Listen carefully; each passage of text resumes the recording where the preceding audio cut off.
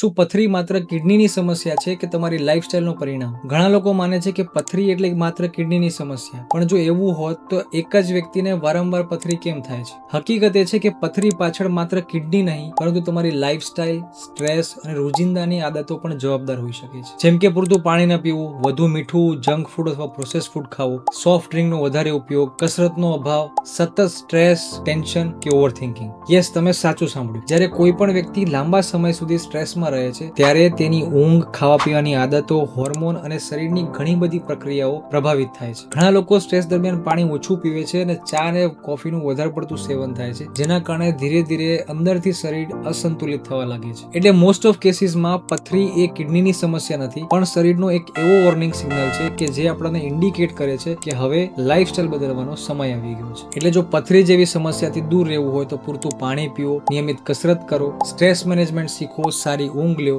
Junk food અને soft ડ્રિંકથી દૂર રહો. કારણ કે સાચી સારવાર માત્ર પથરીને કાઢવામાં નથી, પરંતુ ફરી ન બને એમાં છે. જો વિડીયો તમને ઇન્ફોર્મેટિવ લાગ્યો હોય તો પેજને ફોલો કરવાનું ના ભૂલતા, કારણ કે આગામી રીલમાં આપણે જાણીશું કે પથરીનું મૂળ કારણ શું હોઈ શકે છે અને તેને નેચરલી કઈ રીતના અટકાવી શકાય.